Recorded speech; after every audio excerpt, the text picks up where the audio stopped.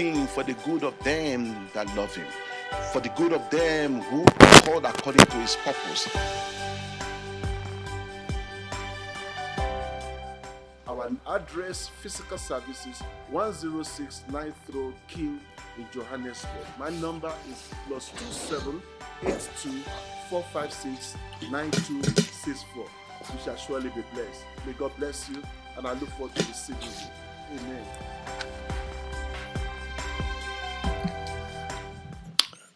Good evening. How are you today? I want to welcome you tonight to this wonderful session that I have on Tuesdays. My name is Abi Adenigba from Shekinah Institute right here in Johannesburg, Sandton.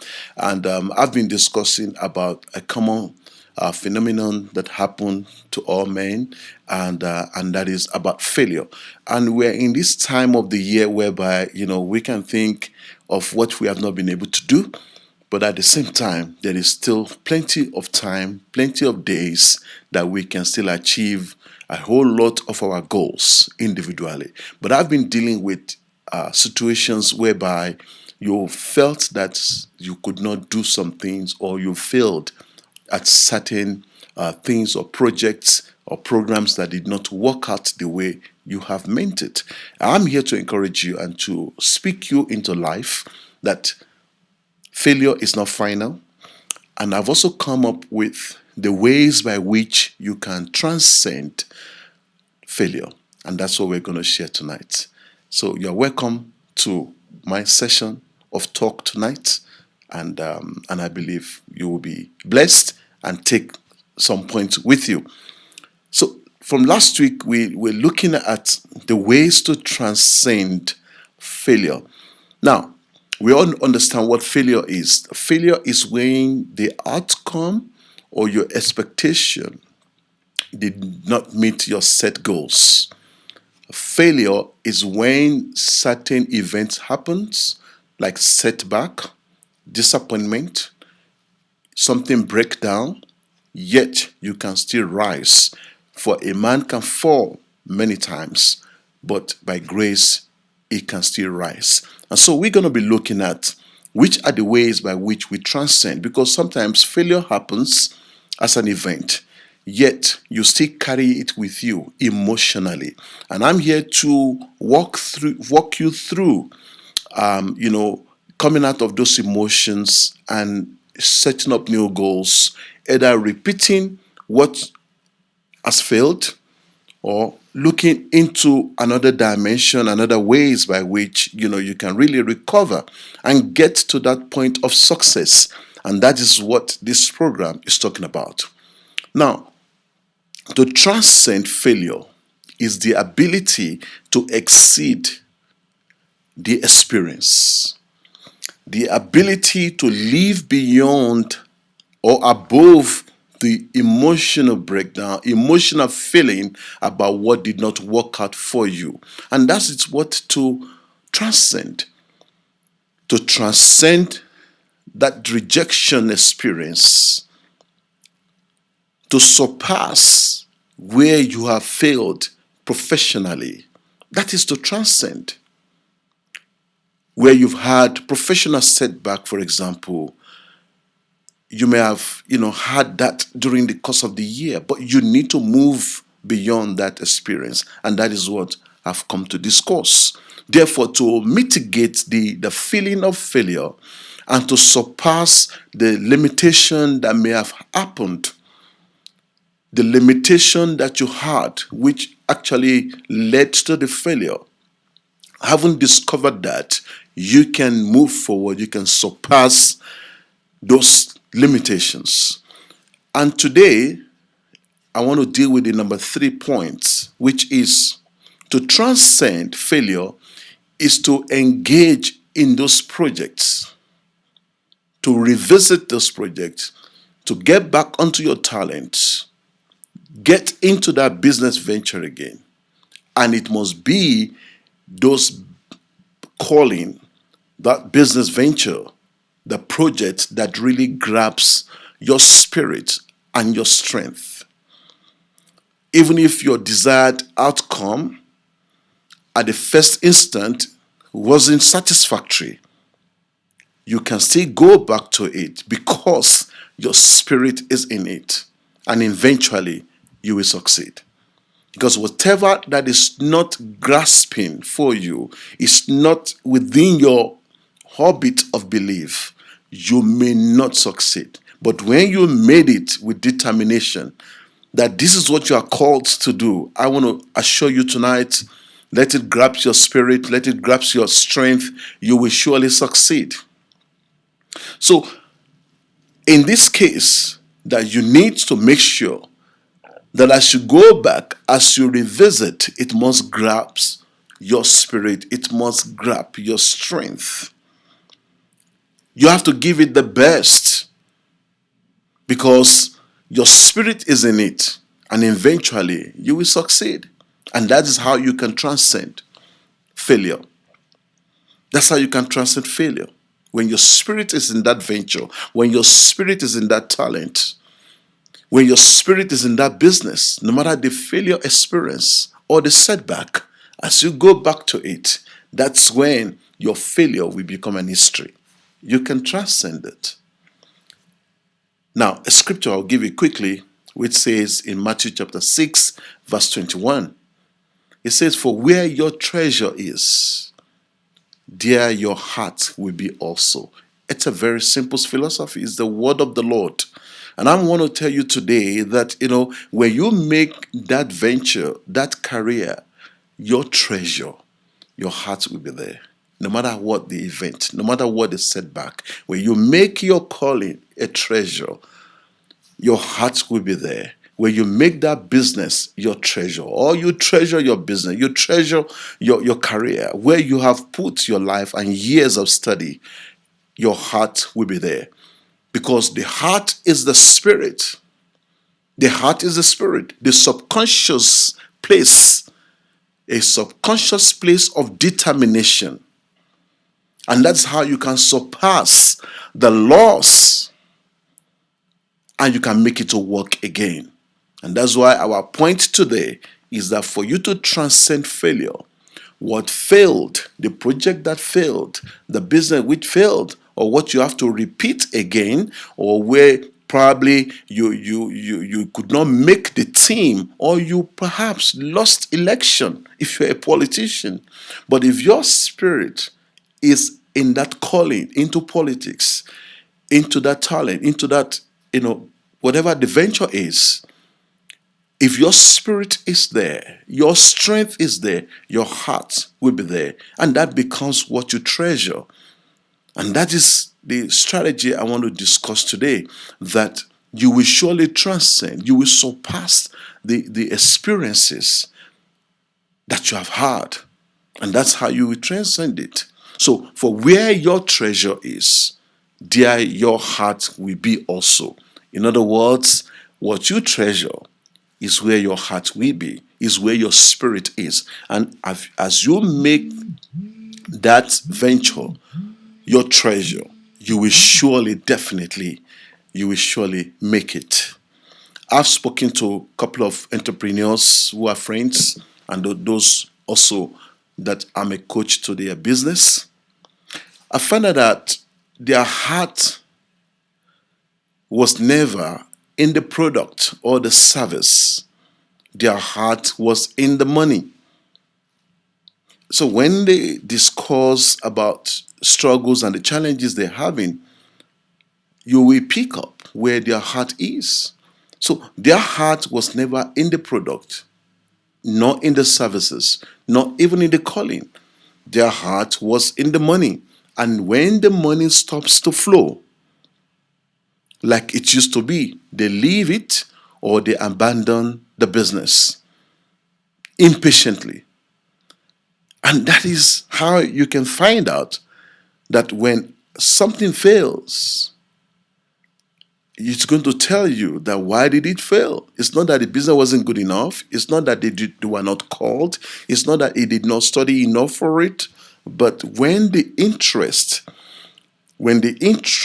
is not on the service, it's on the money, it's not on the effort, the interest is on the outcome, which might be revenue.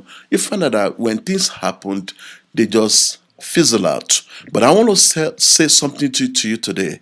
Whatever that may have failed, you may need to change your paradigm, because the paradigm, if your paradigm changes, you will find that what may have failed, now that you find out that, oh, this is what I live for, you will now have to make sure that your spirit is in it. You now have to give it more time. You need to make a determined effort to see it through. And that's how you can transcend the event of failure, or you transcend failure. If you have been seen as one, you need to allow your spirit to be in it, if you treasure it. And so we've seen some of business people like that. So if your spirit is in it, your effort will be given to recovery from failure.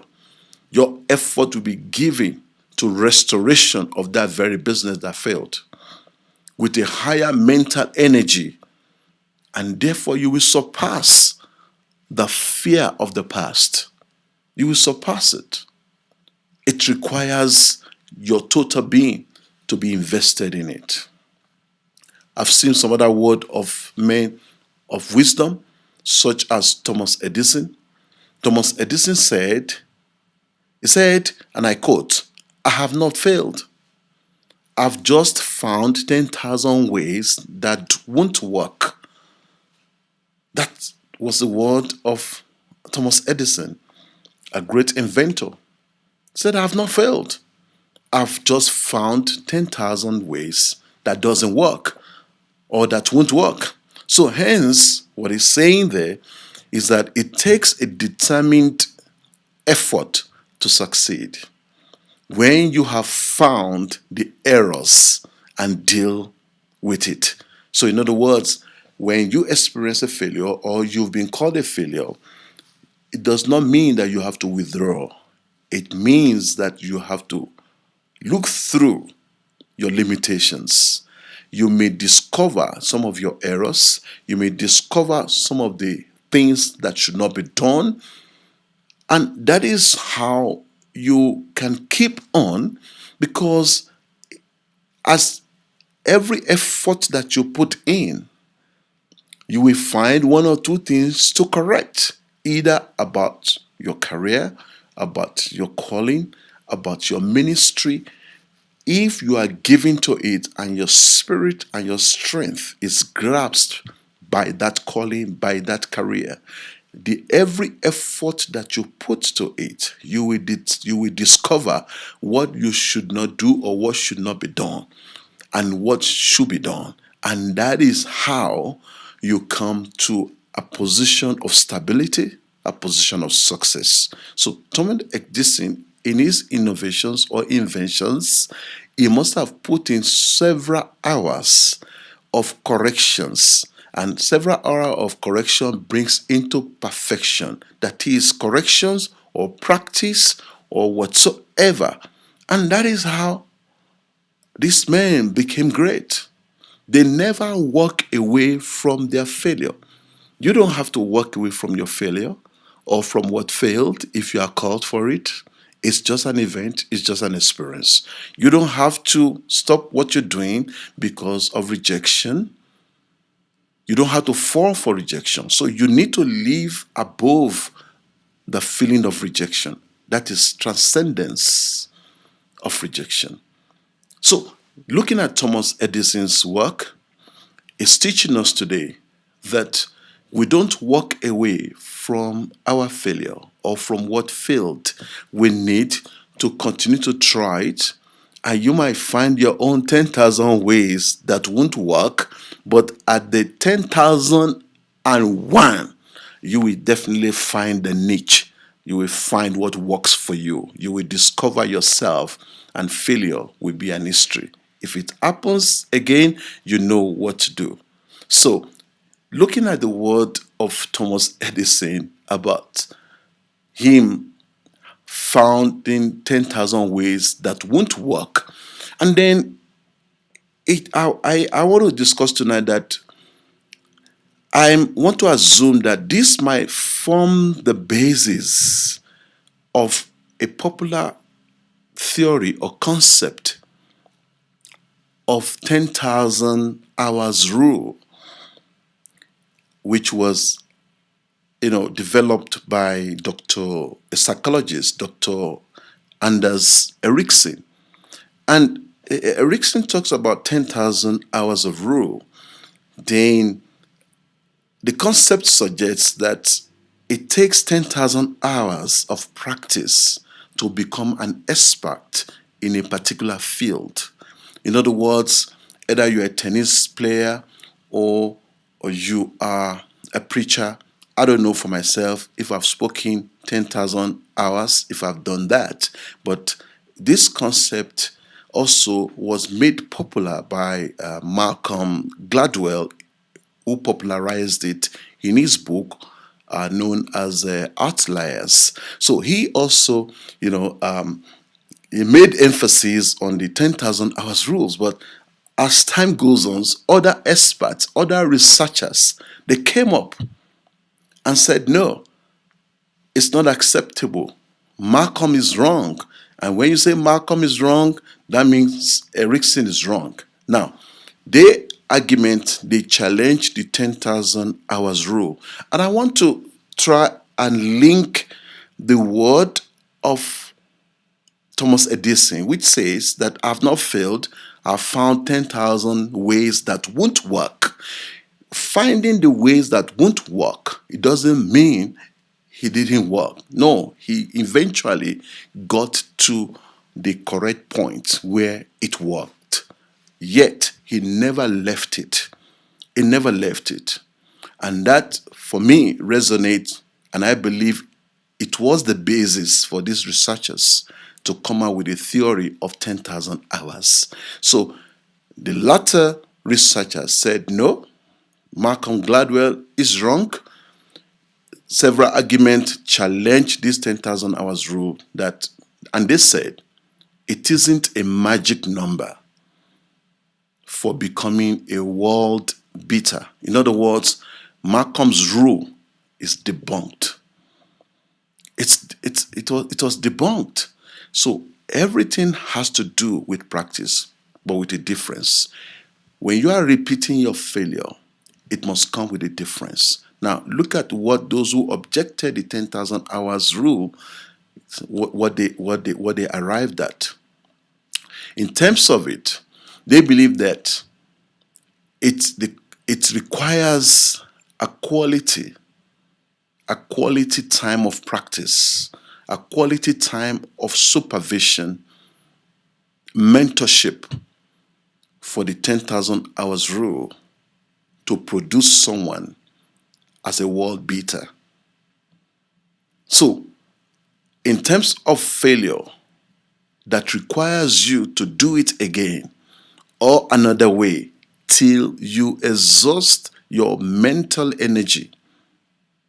I don't know your context of failure, but it might be that you must put in more effort with determination to transcend your history as a failure. If you're an athlete, for example, you came fourth in the last Olympic Games without a medal, you have to now embrace a quality practice, a quality coaching, consistent, a quality hours of practice. And I believe that for anyone who had been tagged a failure in one way or the other, or a contest, and you want to really revisit it, you need to put in quality hours, a quality practice, a determined effort, and that is how you can transcend failure. It may not take you 10,000 hours, but at least the quality time that you spend to prepare and to improve upon the skill will surely help you to transcend and to surpass your past failure. And that is where I'm trying to link this concept of 10,000 hours rule.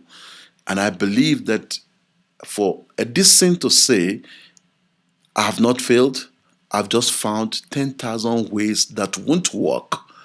So it involves quality practice, it involves experiments, and eventually he came up with an invention.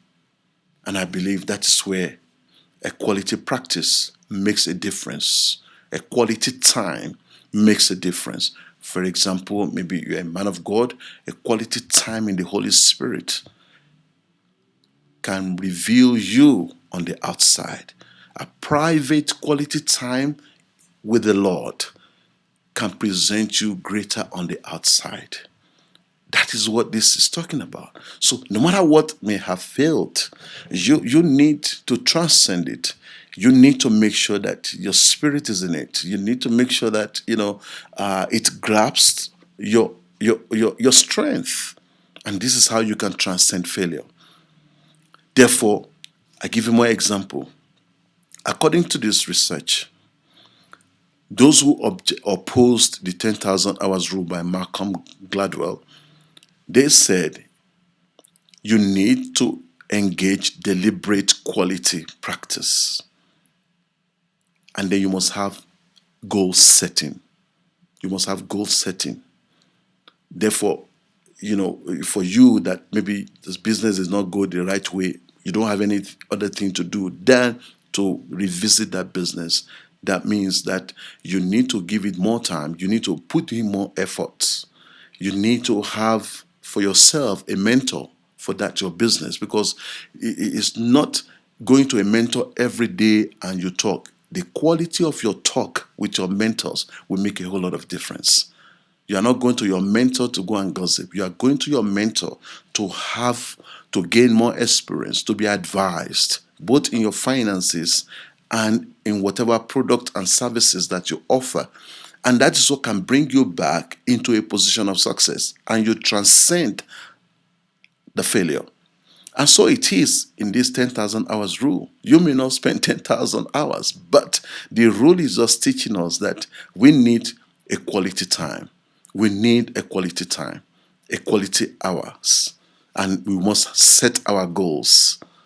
And that is it. I'll give another example before I close. One of the greatest athletes, a basketball champion, Michael Jordan. At the beginning of Michael Jordan in the early 80s, he had rejection. He could not make the college team. But by determined and quality practice of his shots at the early hours of the day before all other people will come to the field, he is already there, either with his coach, under the supervision of his coach. And I believe that Michael Jordan fulfilled the 10,000 hours rule with quality time, quality goal setting, quality coach, and he became one of the greatest basketballer.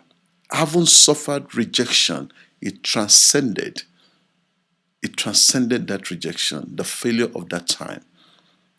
And then we can see that this made a difference in his life. Much later, he led the U.S. team, the U.S. basketball team, to the Olympics in 1984 and 1992, and they won the gold medal.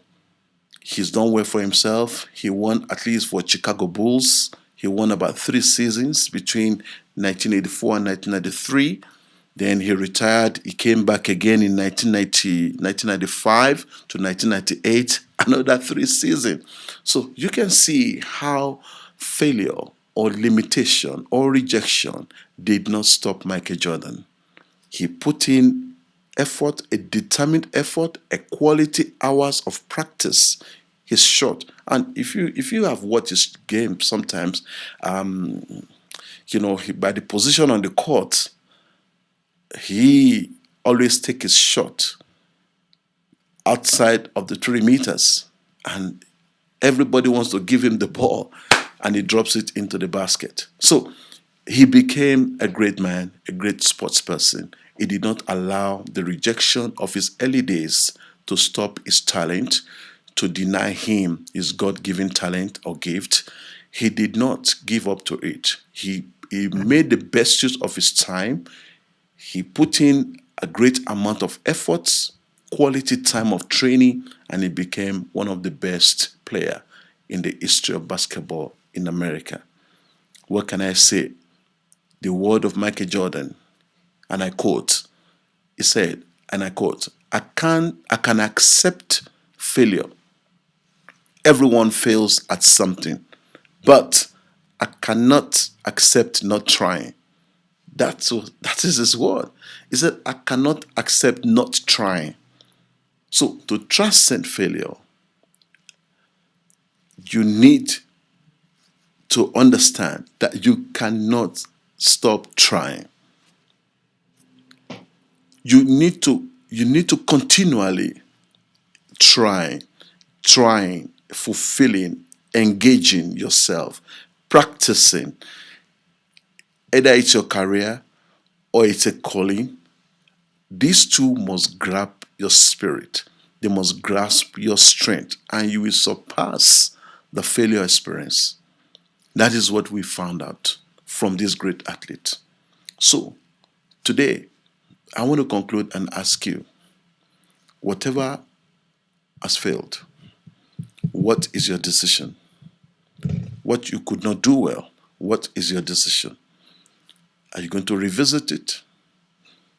Are you going to find another way or another direction? But what is important is that the ways I think tonight is for you to believe that you are called to do it. And that was what actually gets you there. You must believe that you are called to do it. You must believe that your spirit is in it.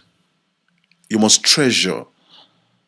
You must treasure it. Either you treasure that business, you treasure that calling, you treasure that relationship, you treasure the marriage, and that's how your spirit is in it, and that's how you can transcend the failure.